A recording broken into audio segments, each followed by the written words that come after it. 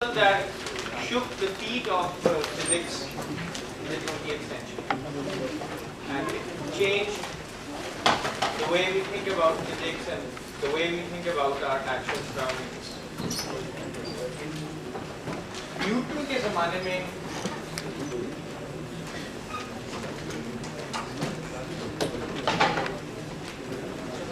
Newton की theory आपको ये बताती है कि if you know the position of a particle at time t naught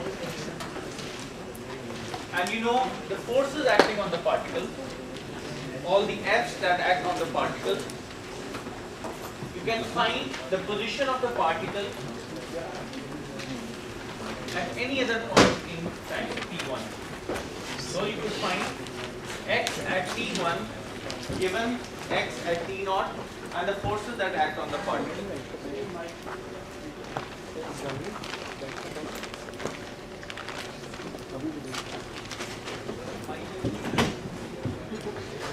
बात करेंगे और मैंने बात इस तरह शुरू की कि न्यूटन के कवानीन ये कहते हैं कि if at time t naught you know the position of a particle and you know all the forces that are acting on the particle, you can predict where the particle would be at any other time t1 which is greater than t naught.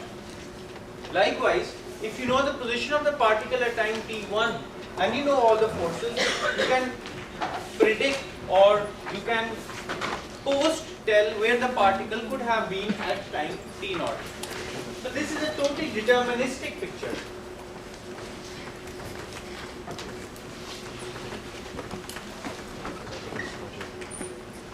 And determinism actually means that you could predict precisely where the particle would be and what its momentum is. In other words, nature, you can know everything about nature. Nature cannot hide anything from you. If you have sophisticated enough instruments and you know how to do a measurement, you can in fact precisely tell where a particle is and how fast it is moving, where it will be in the future after a certain lapse of time. So this was Newton's idea of the universe.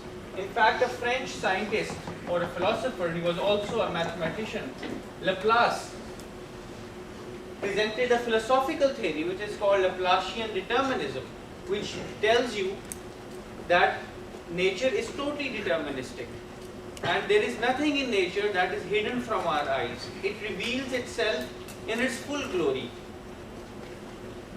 However, when quantum mechanics came into existence and Bohr and Schrödinger and Einstein were formulating the theories of quantum mechanics, a new principle was discovered, and the discoverer was Werner Heisenberg. And in 1927 or so, he presented the uncertainty principle, and that is what we are going to look at today.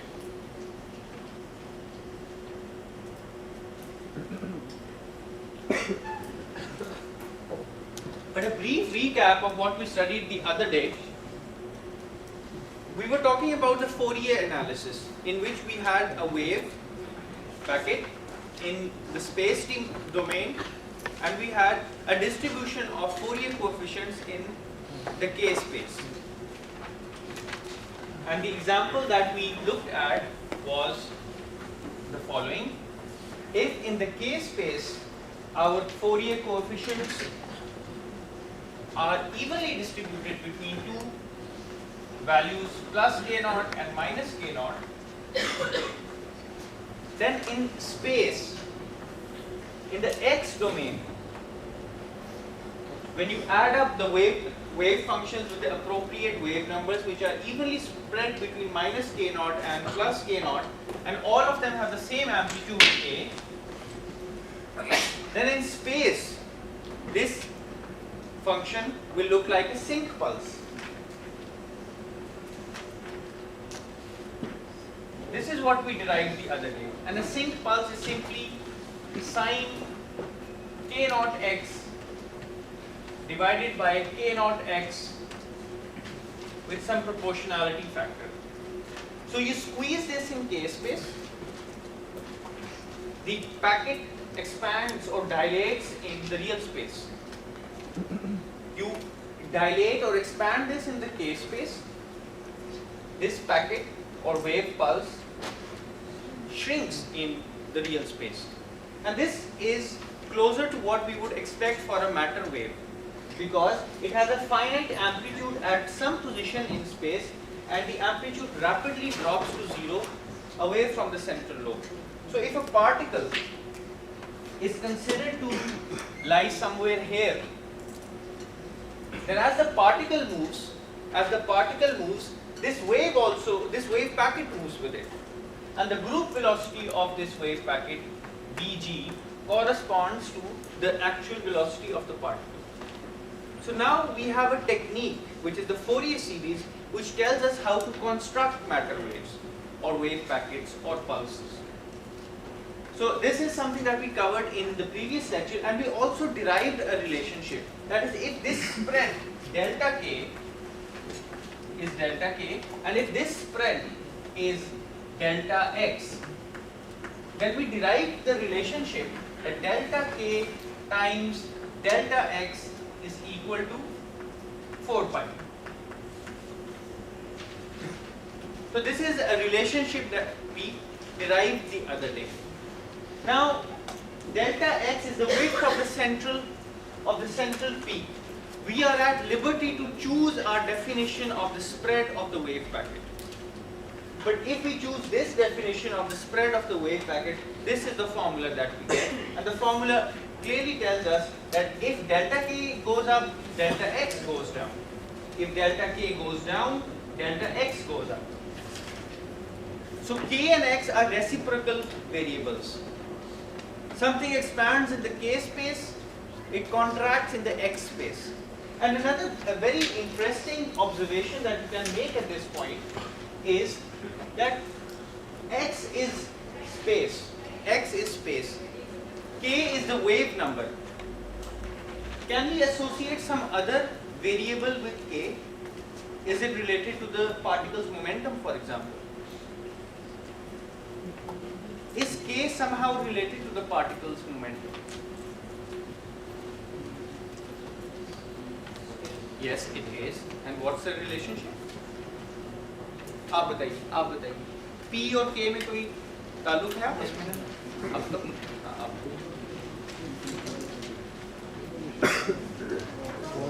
क्या ताल्लुक है?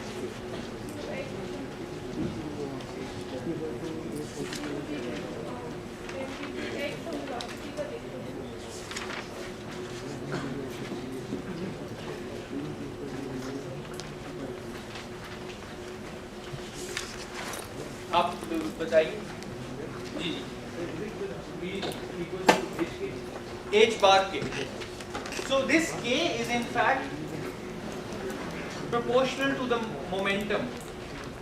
So delta k is proportional to momentum because p equals h bar k, and h bar delta k equals delta p.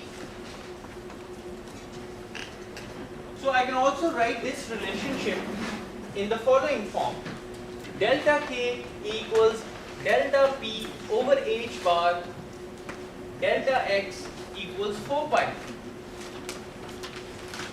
I can write delta p delta x equals 4 pi h bar. So keep this relationship in the back of your mind. Now I gave you another homework. And the homework was another example of transforming a pulse between the k space and the x space. And the example that I presented to you as a homework was the following. Suppose you have a Gaussian pulse in the k space, which is centered at k0,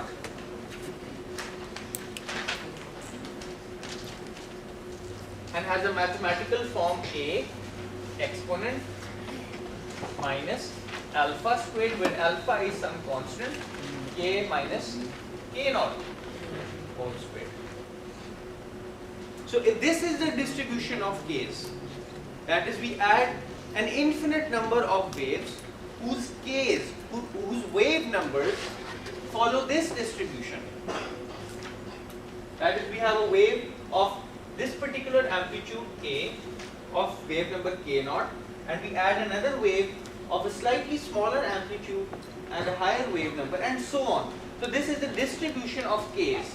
Now if I construct a matter wave out of this distribution of k's, what should I get? Has anyone tried out this computation? Anyone?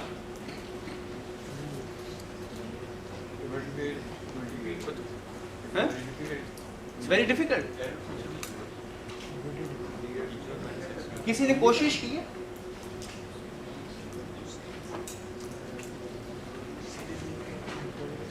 Has anyone given it a try? कोशिश किसने की है? फिर कहाँ जाके फंस गए थे? तो ठीक है, आपके पास न्यूमेरिकल टेबल्स हैं. You can look up some. There are appendices given at the back of chapters which tell you what standard integrals are.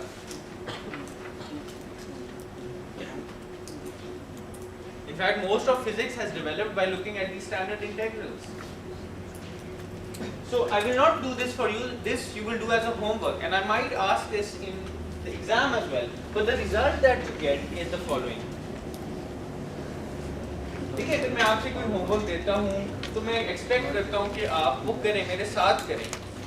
अगर आप मेरे साथ साथ चलेंगे तो आपको भी फायदा होगा, मुझे भी फायदा होगा. अगर आप मेरे साथ चलने से इनकार कर देंगे तो फिर मैं आपको एक फासले तक लेके जा सकता हूँ.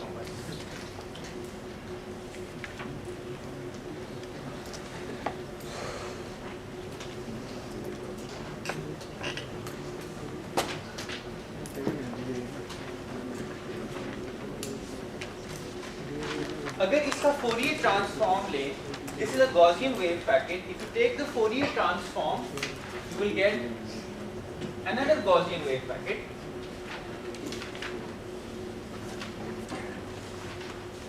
And how do you take the Fourier transform? You just apply the normal formula. What you would have to do, you would have to take this expression A exponent minus alpha squared k minus k naught whole squared exponent iota kx integrate with respect to k from minus infinity to plus infinity, divide by 1 over 2 pi under root, and you will get this. You will get fx. And there is a standard integral you will have to use. That integral is exponent minus beta d squared dz from minus infinity to plus infinity if I have one here, this is under root pi. So this is a standard integral that I have to use. You can look up this integral on Wikipedia, which everyone is so fond of these days. You can look it up in a standard table of integrals. And this is by no means a lowly fact. Looking up standard integrals is quite a matter of routine in physics and mathematical physics. But the lesson of the story is that if you have a Gaussian pulse in the k space, which I can also call the momentum space because k is just momentum, d-scale momentum. If I have a Gaussian pulse in the momentum space, then in the real space I also have a Gaussian pulse. This is called a Gaussian wave packet.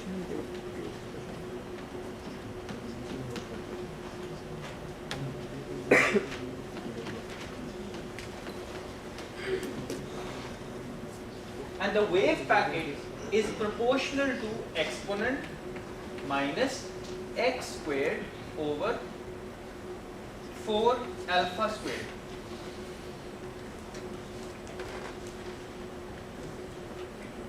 So this is the area? No, this is the amplitude.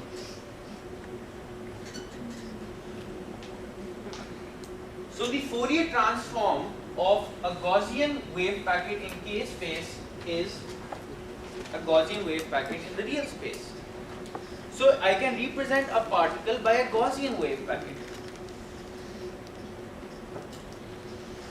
And the Gaussian wave packet in real space, conversely, corresponds to a Gaussian wave packet in the momentum space. Now look at these two relationships. This is for the momentum space and this is for the real space. Now if you have a Gaussian distribution or a normal distribution,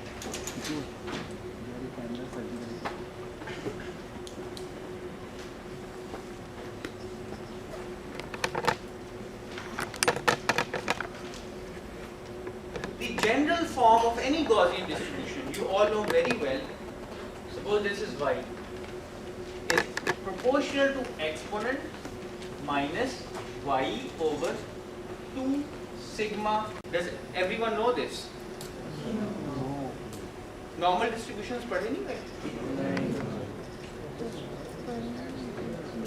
Gaussian distributions नहीं पढ़े?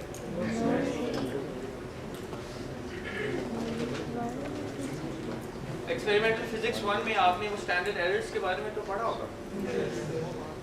अच्छा देखो, ये एक pulse है जिसकी ये form है, मैथमेटिकल फॉर्म ये है, ठीक है? Exponent minus square of something, and you have y here on this axis, which is divided by 2 times sigma. Now the property of this function is that if this is 0, when y is 0, this function is equal to 1. I can also put an a here. So the height of this function is a when y equals 0. Now as y goes up, either in the positive direction or negative direction, the function goes down. The function drops as the square of an exponent or the exponent of a square. This is how the distribution drops, the function drops. देखो y बढ़ाते रहेंगे, this term will rapidly decay to 0 for positive y's as well as for negative y's. When y equals sigma, the function which I call fy equals a exponent minus y over 2y squared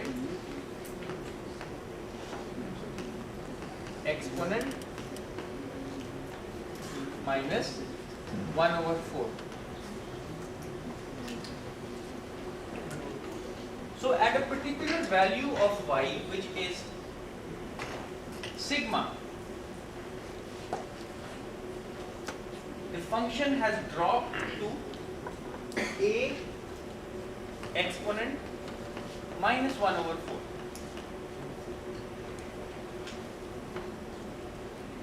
When y is equal to minus sigma, since the function is totally symmetric with respect to y, the function has reached the same value at minus sigma. So this sigma has a special meaning, it has a special name. It is called the standard deviation of this function. थोड़ा सा आगे, first row में आ इधर, ठीक है? ये जो sigma है इसको कह देते हैं standard deviation.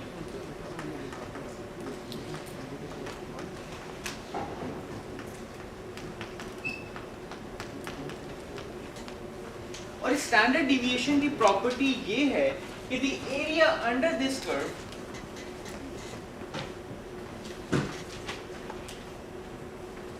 how much? Total area under the curve.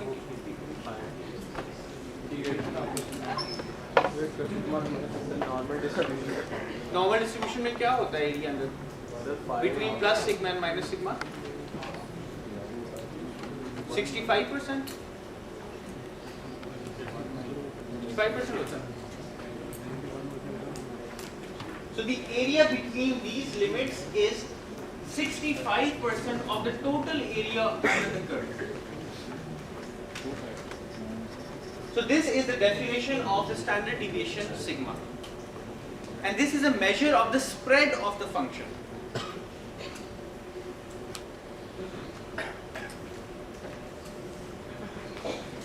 you have a Gaussian function with a particular value of sigma. If you increase the value of sigma, the function spreads out. You increase the value of sigma further, the function spreads out further. So sigma is a measure of the spread of the function or the width of the function. The area between minus sigma and plus sigma is 65% of the total area under this curve. The area under plus 2 sigma and minus 2 sigma is 95% of the total area under the curve.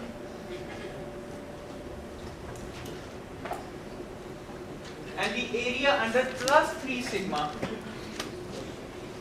and minus 3 sigma is about 99% of the total area under the curve. So this is a property of a normal distribution or a Gaussian distribution. And the general form for this distribution is exponent minus y over 2 times the standard deviation squared. So this is called a Gaussian distribution or a normal distribution.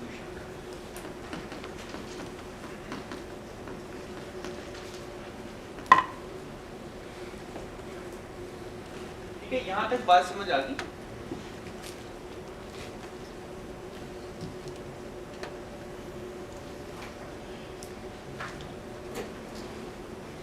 अब हम ये वाले results इस्तेमाल करते हैं and we apply these results to this calculation. We have a Gaussian wave packet in the K space. We take the inverse Fourier transform. We have a Gaussian wave packet in the X space. Now let's look at the spread of the function in the K space. Let's look at the spread of the function in the K space and the spread of the function in the X space. If we look at the spread of the function in the K space first, then we have exponent minus alpha squared K minus K naught squared, and we can compare it to the standard form. This is the standard form. So the spread of the function or the standard deviation of the function in the K space is what we should have is 1 over 2 sigma K must equal alpha. If we just compare this mathematical form with this mathematical form, 1 over 2 alpha should be equal to 1 over 2 sigma should be equal to alpha. Just compare this expression with this expression. This is y, इस सारे को आप y कह दें. What you left with is alpha squared here. Alpha squared must equal 1 over 2 sigma squared. And that's what I've written here. In other words, sigma k, which is the width of the function in the K space, and I'll also write this as delta k equals 1 over 2 alpha. Now let's look at the width of the function in the real space, in the X space. Now I can compare this expression with the standard form of the Gaussian distribution, and what I get 1 over 2 sigma x equals 1 over 2 alpha. Okay? 1 over 2 alpha squared must equal 1 over 2 sigma x squared, and what I straightforward get is sigma x, which I also write as sigma x equals alpha.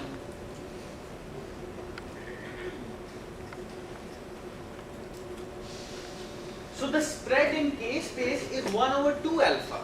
The spread in the real space is alpha. And you immediately notice that they are inversely proportional to one another. I can multiply delta k and delta x.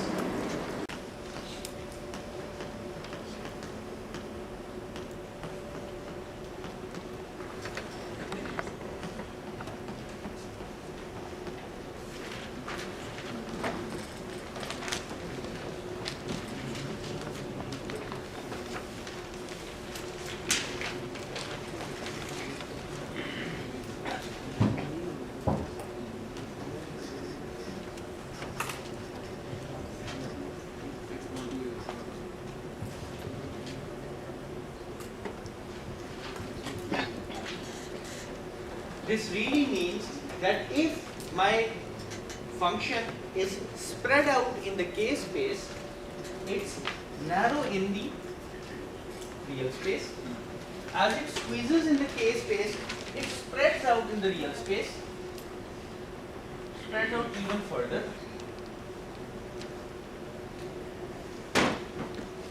And what is the limit to this? If in the K space,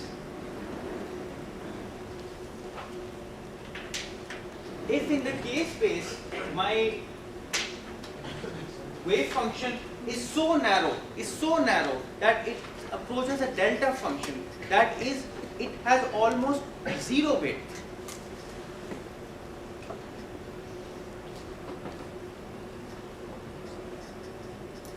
It has almost zero width. Then in the real space, my wave function, which is Gaussian, will be approximately uniform.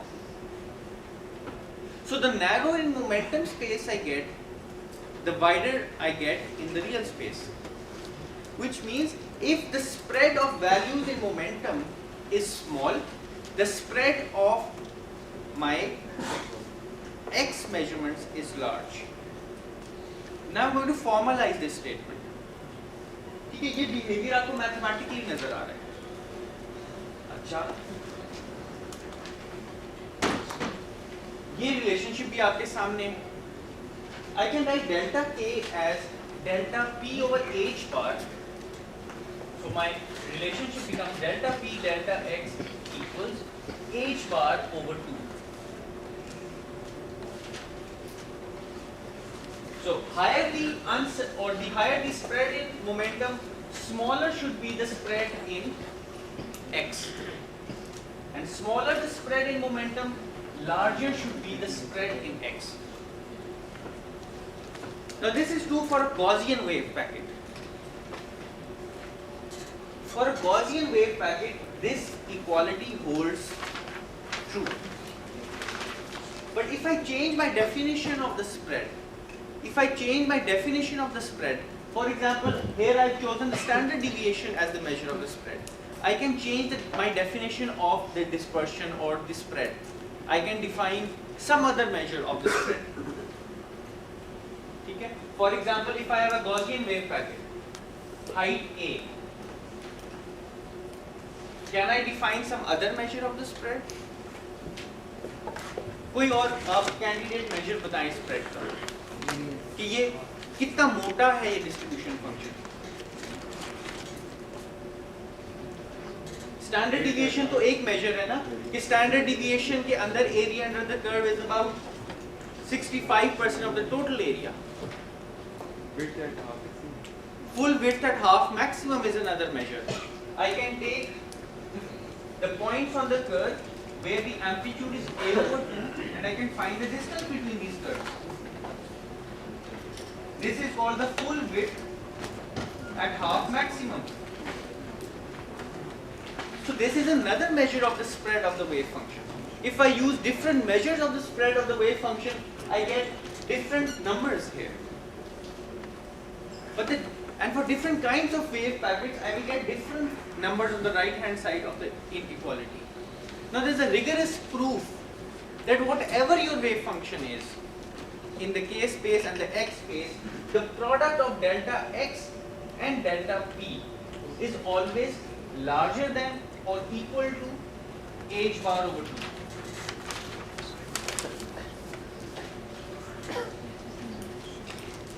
And this is called the uncertainty principle, Heisenberg's uncertainty principle.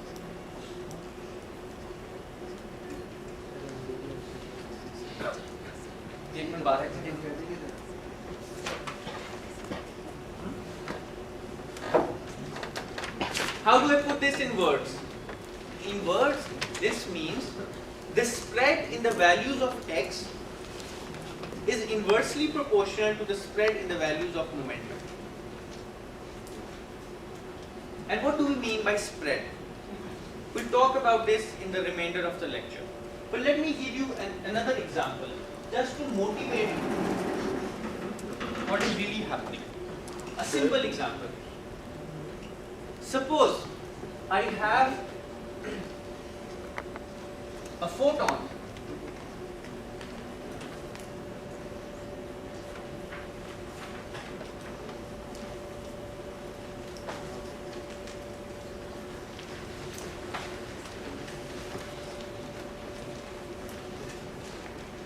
this is x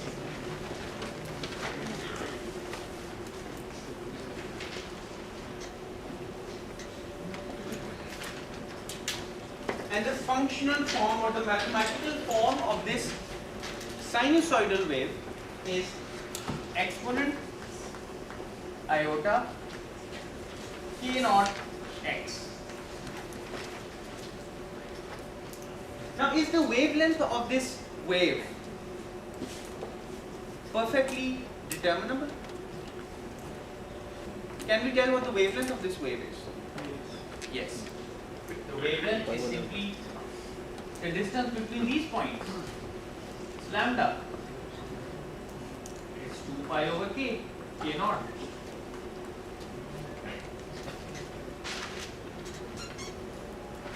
So this wave is really exponent iota 2 pi over lambda x. This is what this wave is representing. So the wavelength known, the wavelength of this wave, of this it could be a photon, it could be any particle, the wavelength of this matter wave is perfectly known, which means its k is perfectly known, which means its momentum p is perfectly known, it's h bar k naught. We perfectly know what the momentum of this particle is. So there is no ambiguity in the value of the momentum of this particle. There's really no ambiguity, which means that our imprecision or the spread in the values of momentum for this particular matter wave I've drawn is 0. Because I precisely know its momentum, I precisely know its wave number. But looking at this matter wave, which goes from minus infinity to plus infinity in space, can I tell where the particle really is? Can I define the location of the particle? Not at all. I have no clue whatsoever where the particle is located. Even though I have precise knowledge of its momentum, I have no knowledge whatsoever of its position, which means I'm totally in the dark as far as the position of the particle is concerned. मुझे उसका कोई इल्म नहीं है particle की location का. इसका मतलब ये है कि x can be anywhere between minus infinity and plus infinity. It can be anywhere, which means my delta x, which is the spread in the values of x, is infinity. So if delta p is 0, in order to satisfy this relationship, delta x has to be equal to infinity.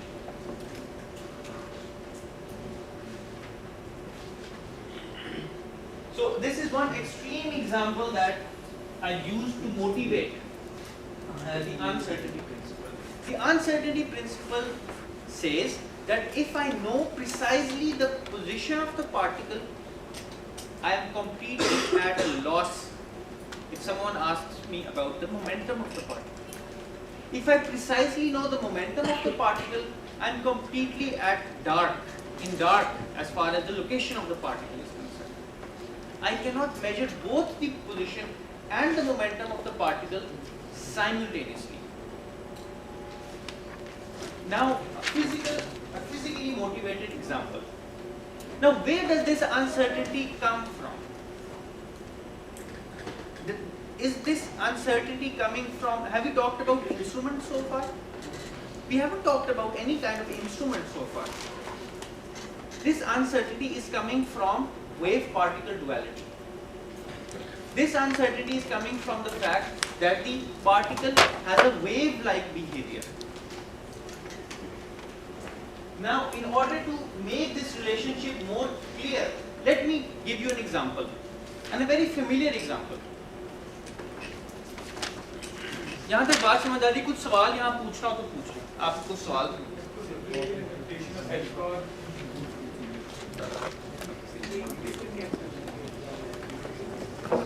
देखो different functions के लिए ये तो हमने derive किया ना, equal to h bar over 2 for these Gaussian wave functions, but we can have sync wave functions. हमने sync wave functions के लिए और हमने देखा डेल्टा k डेल्टा x 4 पाई के बराबर है, यहाँ पे डेल्टा x डेल्टा k का प्रोडक्ट हाफ के बराबर है. So different kinds of functions can have different values on the right hand side. It can be shown that for whatever function you use, delta k और delta x की minimum value 1 over 2 है. यानी delta p और delta x की minimum value h bar over 2.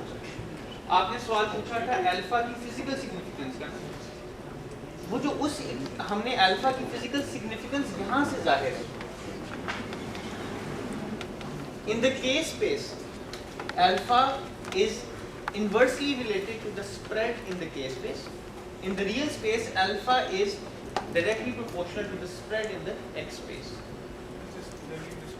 It's the spread, either alpha or 1 over alpha.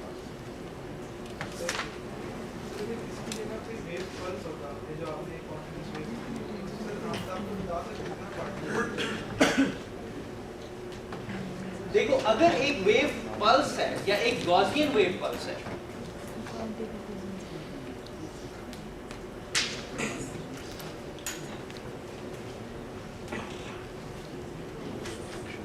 so this is the x space, this is the p space. If the spread in the p space is delta p,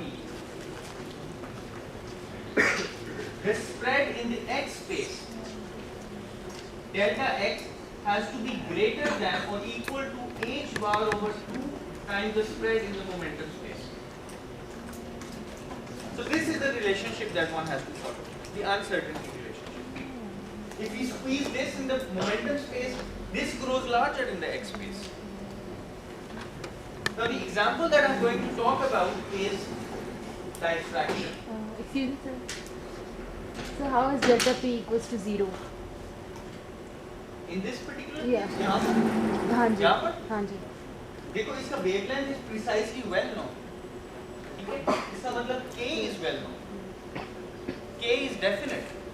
There is no uncertainty or ambiguity in the value of k. But k is related to the momentum. P equals h bar k naught, which is the de Broglie relationship. So P is definite. There is no uncertainty in P. You precisely know what the value of P is.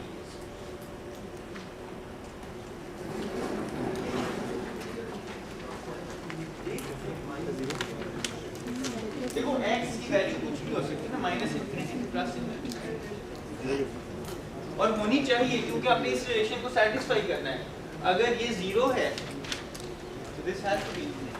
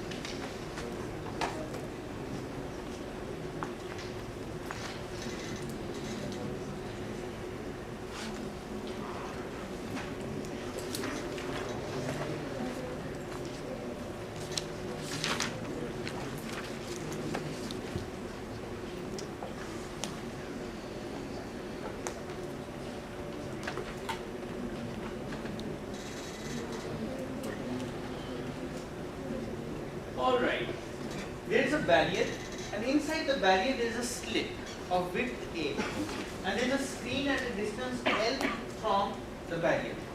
Now a stream of particles is coming in. The particles could be photons, they could be electrons, they could be protons, neutrons, bacteria, buckyballs, viruses, any quantum particle that you can think of, atoms. So there are particles coming in, and remember the first lecture? This could even be a single electron coming in. Now there is a single slit, and we know from waves and optics and oscillation theory that from a single slit the phenomenon of diffraction takes place, and you get a central maximum. If you are detecting electrons, if this experiment is being performed with electrons, you have a detector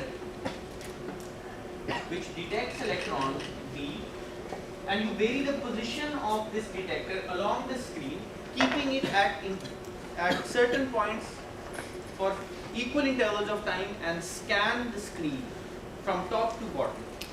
And this is the kind of pattern that you would get. You would get a central maximum. You get central maximum which falls off to 0 above and below this central axis, and this is called a single slit diffraction experiment.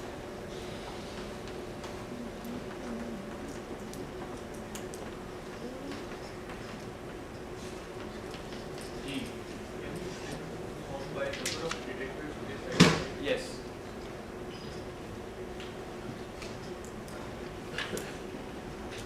You can have a camera, for example. CCD cameras with large number of pixels. ठीक है, experimental setup की समझ आ गई आपको? अब एक बात हम देखते हैं.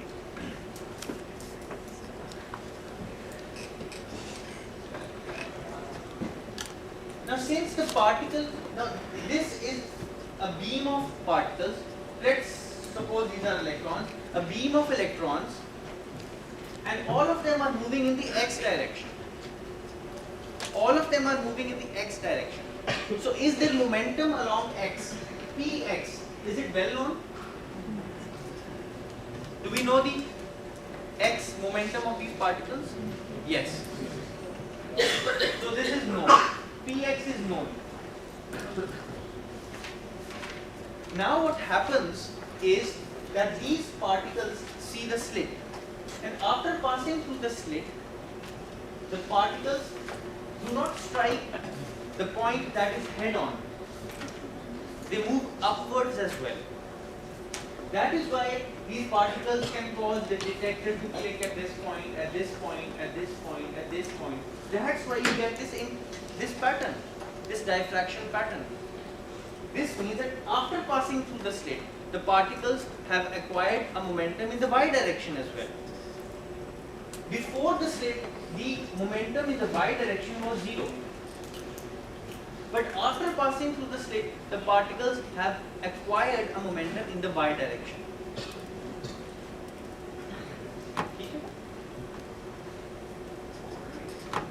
So now the particles have a momentum in the x direction, and they have a momentum in the y direction as well, py.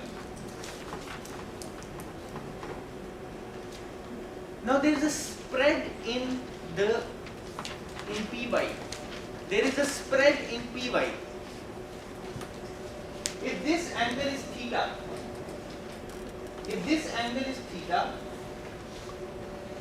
then what is this distance? This is almost L sin theta. This is L sin theta. So the particles have acquired a y momentum, py, maximum py of the total momentum of the particle, tan theta sin theta के बराबर होगा.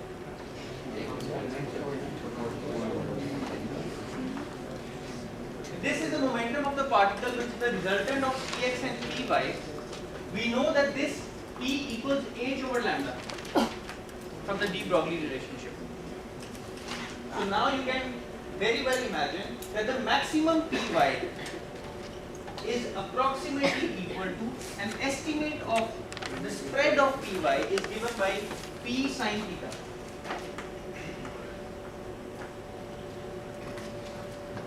Because it is this y momentum that will take the particle here. It is this y momentum that will bring the particle to this point. Agreed? And the minimum Py is the Py that will bring the particle to this position. This is simply minus P sin theta. So what is the spread in the values of Py? It's 2P sin theta, which is 2P sin theta, which is 2P's h over lambda sin theta.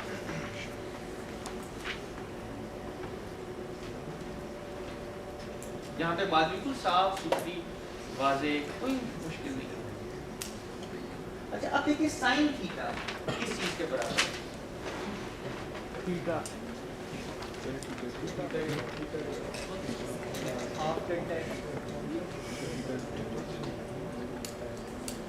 Sine theta किसके बराबर है?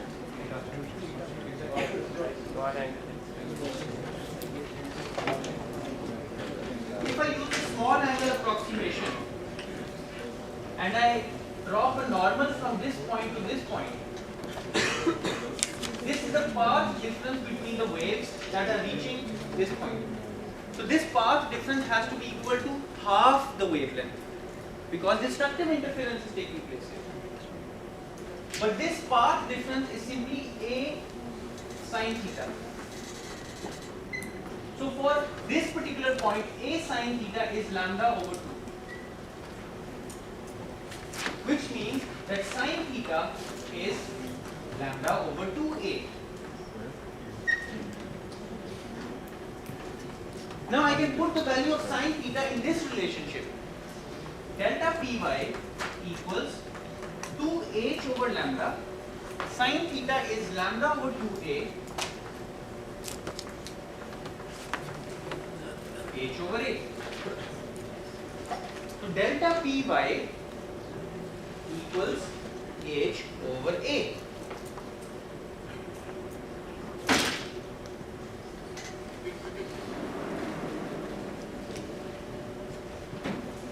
Let's take a to the other side. I have a delta Py equals h.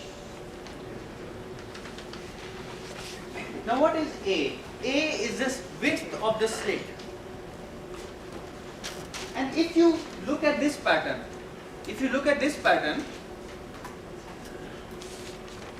when this pattern is formed, when this single slit diffraction pattern is formed on the screen, do I know where that single electron or single particle is within this slit?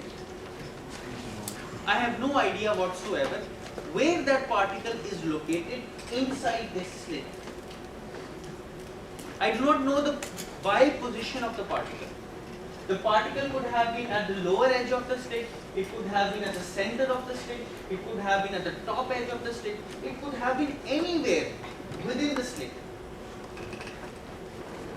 I have no knowledge of the location of the particle within this value of y.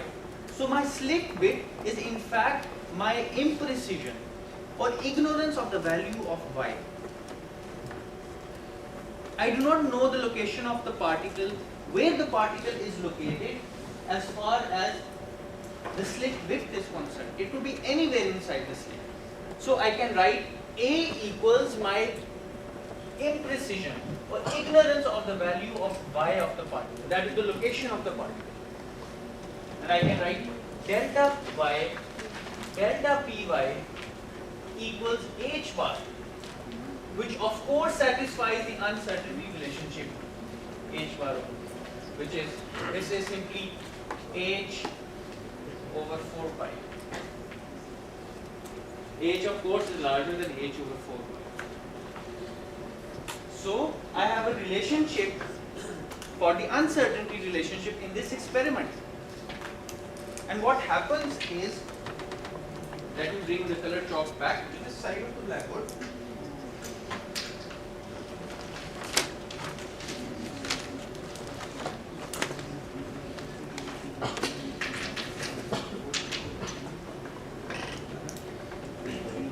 If I have a slit of width A and a screen, I get an interference pattern.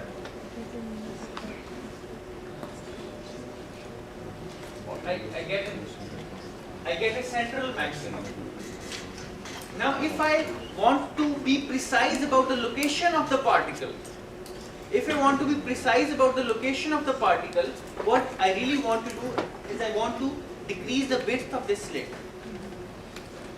If I decrease the width of this slit, make the slit smaller, I can then be more precise about the location of the particle, because I have restrained the slit width, and I can now know I now know that the particle has to pass through the slit.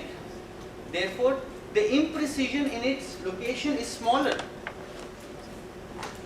I'm trying to get more precise knowledge of the location of the particle, and that I achieve by reducing the width of the slit.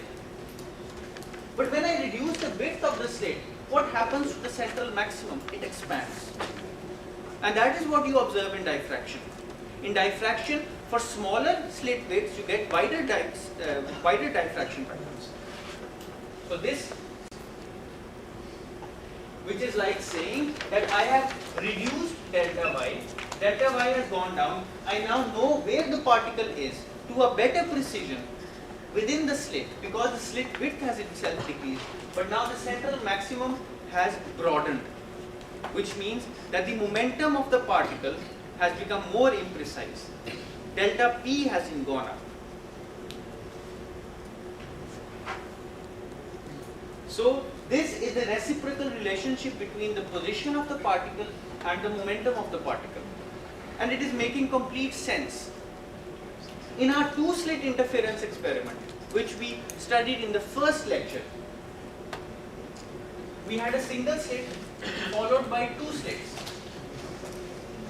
and a single photon or a single particle comes in, and on a screen we observe these interference fringes.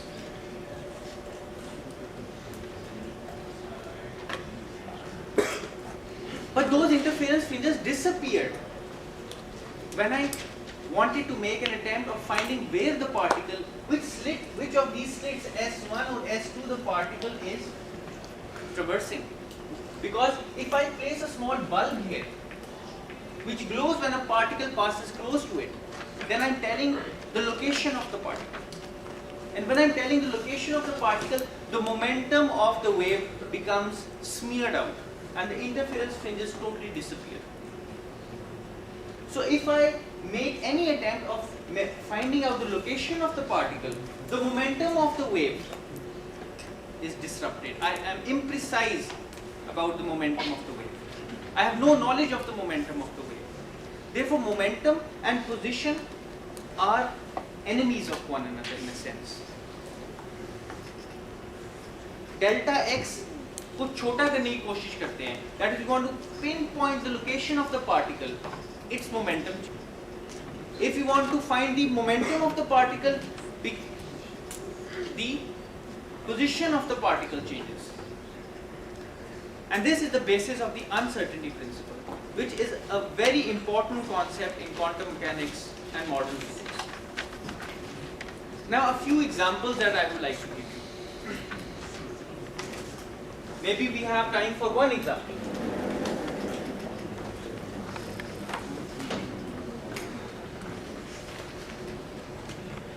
A simple thought experiment.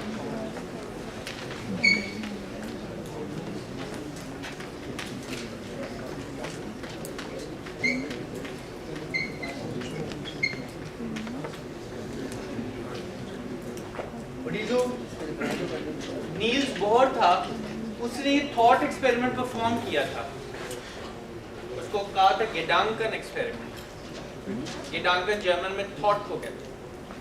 गिडांकन experiments आप scientific literature में देखेंगे, गिडांकन experiments.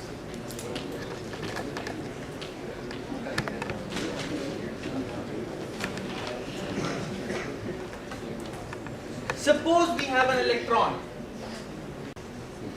and we want to find the position of this electron. Where is the electron situated in space? Now how do we see the electron? We shine light on it. So that light is reflected from the electron and the photon is scattered from the electron, maybe by a Compton process. So a photon comes in,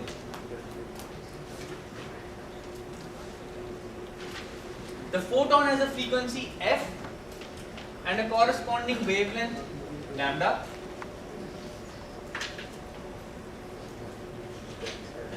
And we also know that the photon has a momentum h over lambda.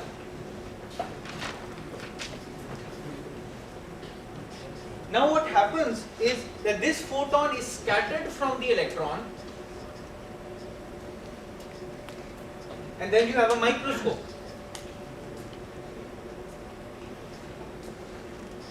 Or a photodiode that is detecting the single photon and measuring its wavelength. So there is a microscope here. But what happens is that when this photon strikes the electron, since the photon has momentum and we've already studied the Compton effect, what will happen to the electron? What will happen to the electron? आप मुझे बताओ, आप हाँ नीचे देखते हैं, आप green shirt वाले के साथ, हाँ आप, इलेक्ट्रॉन को क्या होगा?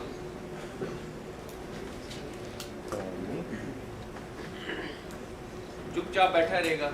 It will gain momentum and be deflected as well. Sorry? It will be deflected and gain momentum. Right. The electron will pick up some of the momentum because momentum has to be conserved. The electron will pick up momentum and the electron will suffer some recoil. That's what we studied in the Compton effect. So this electron will recoil.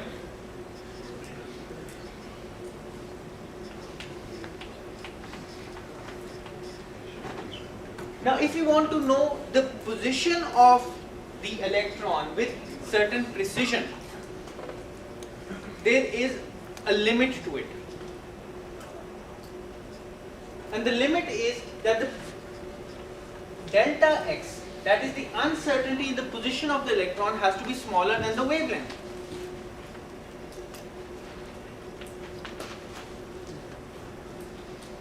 Delta, if the wavelength is large,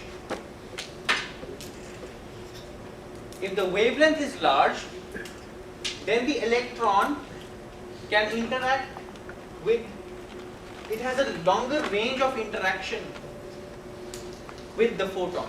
But if the wavelength is small,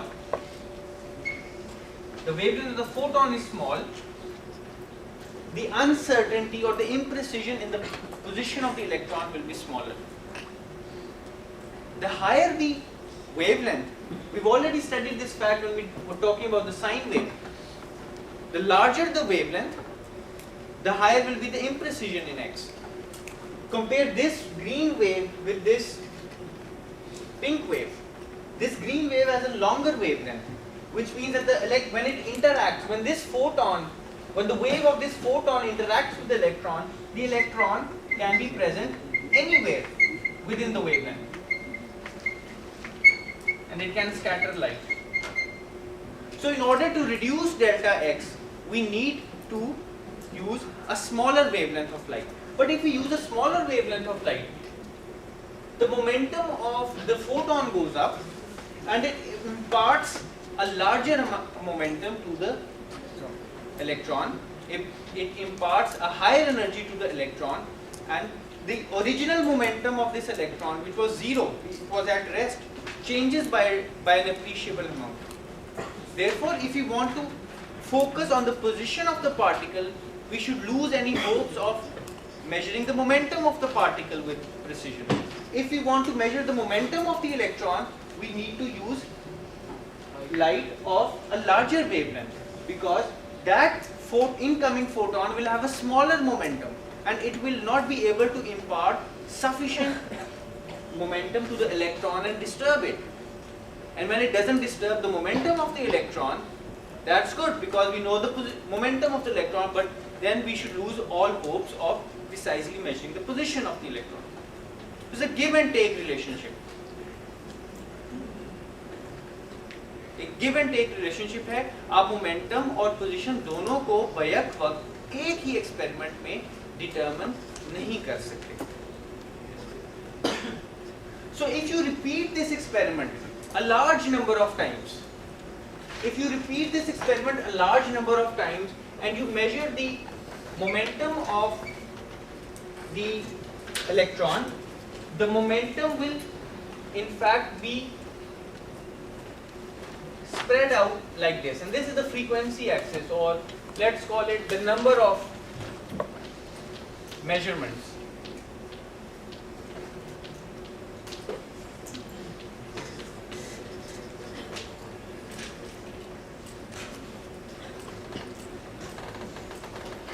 That is, sometimes you will measure this momentum, sometimes you will measure this momentum, this momentum, this momentum.